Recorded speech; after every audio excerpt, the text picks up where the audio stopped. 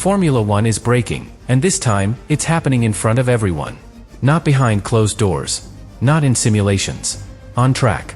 The fastest cars in the world are slowing down on full throttle, losing up to 50 kilometers per hour in the middle of a straight with no warning at all. And when that happens, the gap between two cars can explode instantly. 40, even 50 kilometers per hour in seconds. That's not racing. That's a disaster waiting to happen. And the most shocking part? The drivers saw it coming. Verstappen said it didn't feel like Formula One. Hamilton said it was too complex to even understand. Alonso said the driver wouldn't even matter anymore. They predicted everything. And they were ignored. Now the FIA is in panic mode. Emergency meetings. 6 different solutions.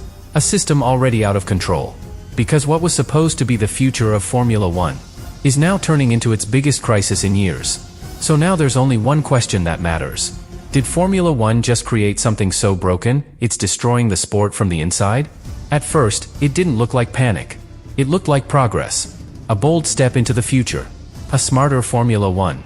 Cleaner. More efficient. Built for a new era. That was the promise behind the 2026 rules. An engine split perfectly in half. 50% electric power. 50% combustion. A revolutionary idea, designed to change everything. And on paper, it worked. The numbers made sense. The balance looked perfect. The vision felt unstoppable. But Formula One is not decided on paper. It's decided on track. At full speed. Under pressure. With drivers pushing to the absolute limit. And that's exactly where everything started to fall apart. Because while the electric power increased massively, the battery didn't. It stayed exactly the same. Same capacity. Same limits. But now, under extreme demand. That single decision created the biggest flaw in modern Formula One. Because it means the system cannot sustain full performance. At maximum deployment, the battery drains in seconds. 8 to 10 seconds, and it's completely empty. And when that happens, the car changes instantly. Not gradually. Not predictably. Instantly. The system switches from delivering power to recovering energy. Even if the driver is still flat on the throttle. That moment is where everything breaks. Because from that point on, the driver is no longer fully in control. The system takes over. And that creates something Formula One has never seen before. Unpredictable performance in the middle of a straight. Think about that. A driver is pushing at maximum speed. And suddenly, the car stops behaving the way it should. Not because of skill. Not because of setup. Because the energy is gone. And now the car is trying to recharge itself while still racing. That's the core of the crisis. But here's where it becomes even more extreme. Drivers are already adapting. Not by pushing harder, but by slowing down. They lift off early. On straights. Before the braking zone. Not to defend. Not to attack. But to recharge the battery before the system forces them to slow down even more. So they slow down to avoid being slowed down harder later. That contradiction is the clearest proof something is fundamentally broken. And it changes everything about the sport. Because this is no longer about pushing to the limit. It's about managing a system. Managing energy. Managing timing. Managing something invisible but decisive. And when that happens, the essence of Formula One starts to disappear. But this is only the beginning. Because the real danger starts the moment another car enters the picture. Everything changes the moment another car appears. Because this system doesn't just fail. It creates chaos between drivers. One car exits a corner with a full battery. Another exits with almost nothing left. Same track. Same lap. Completely different performance. At first, it looks normal. Both cars accelerate. Both drivers commit. But then, everything breaks. One car keeps pulling. The other suddenly stops gaining speed. Not gradually. Instantly. That's super clipping. And in that exact moment, the gap between them doesn't just increase. It explodes. We're talking about differences of 40, even 50 kilometers per hour in seconds. Now imagine you're the driver behind. Flat out. Focused. Everything feels under control. Until suddenly, it isn't. The car in front is slower than expected. Much slower. And there is no warning. No signal. No pattern. No way to predict it. Just a car, losing speed where it should be fastest. That's not racing. That's survival. And this is exactly what turned concern into panic. Because this already happened. Suzuka. A car ahead suddenly lost around 30 to 40 kilometers per hour, almost instantly. Another car arrived at full speed. The closing gap was massive. There was almost no time to react. The driver behind had to swerve, avoid contact. By meters. Just meters. And that moment changed everything. Because now, this isn't theory. This is reality. This is the danger the drivers warned about from the very beginning. Not just performance. Safety. Because this is the part the FIA didn't fully understand.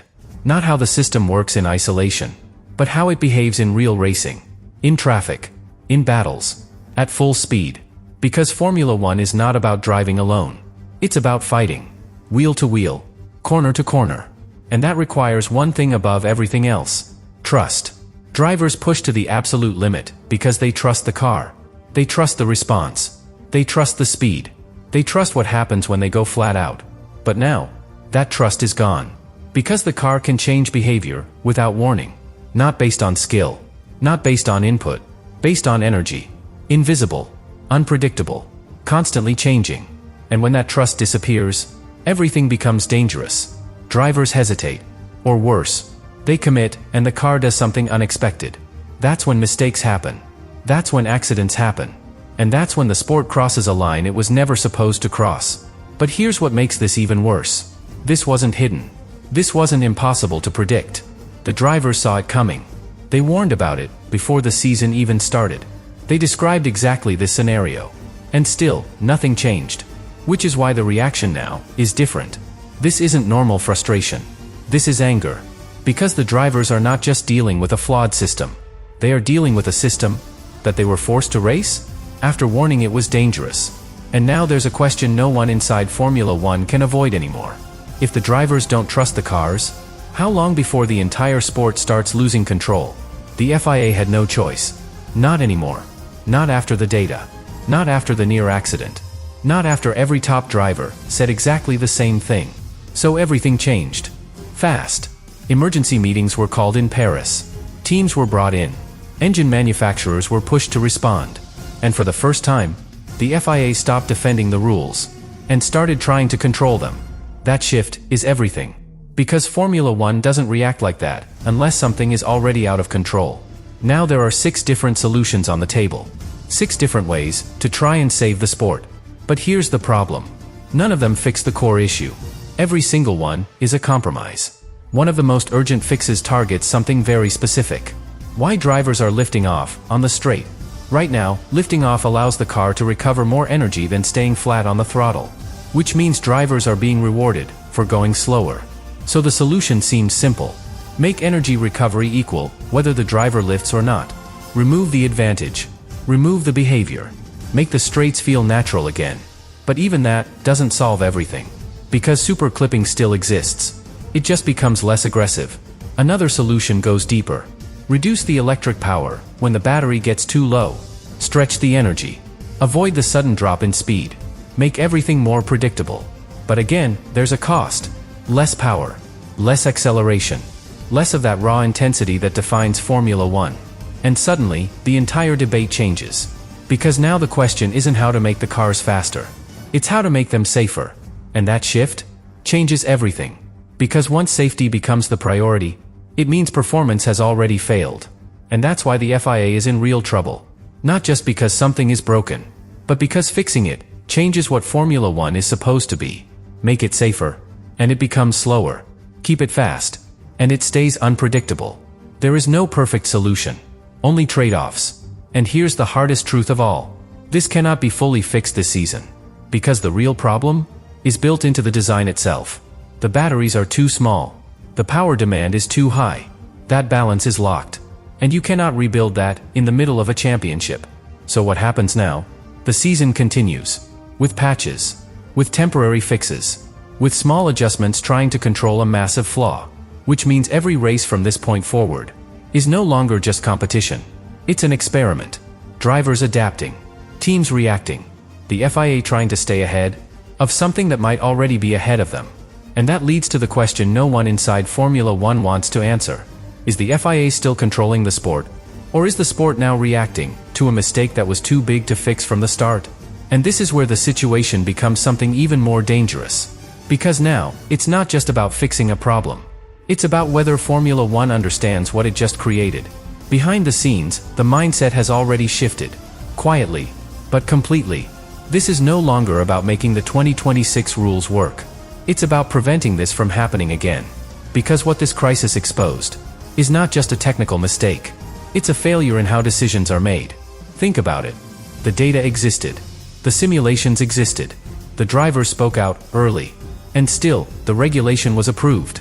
A system where cars can lose up to 50 kilometers per hour on a straight, without driver input, was allowed into real competition. That's not just an oversight. That's a breakdown. Because Formula One is supposed to represent the absolute peak of precision. Every detail calculated. Every scenario tested. Every risk understood.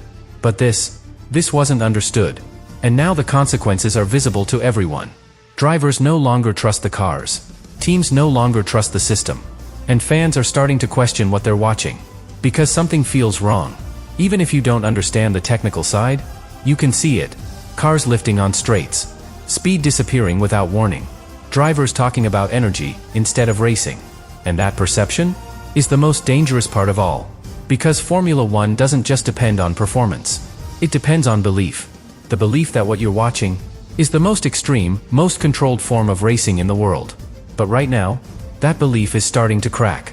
And once it cracks, it's very hard to rebuild. That's why everything now points to one moment. 2027. Not as an evolution. As a reset. A complete reset. Because the lesson from this disaster is now impossible to ignore. If you increase electric power, the battery must increase with it. If systems become more complex, they must remain predictable. And most importantly, the driver must always be in control. Because the moment the system overrides the driver, Formula One stops being Formula One. But here's the final truth. The one everything has been building toward. Even if the FIA fixes the rules, even if the cars become stable again, even if the drivers regain full confidence, there is one question that will not go away. How did this happen? Because this wasn't hidden. This wasn't impossible to see. This was predictable. And still, it was approved. Which means the real problem is not just the regulation. It's the process behind it. The decisions that allowed it. The system that signed it off, without fully understanding the consequences. And if that doesn't change, then this won't be the last crisis. It will be the first. The moment Formula One crossed a line, where complexity overtook control, where systems overtook drivers, where the sport stopped leading the future, and started reacting to its own mistakes. And that leads to the final question. Not about this season. Not about these rules. About the future of Formula One itself. Is the FIA still in control of where the sport is going?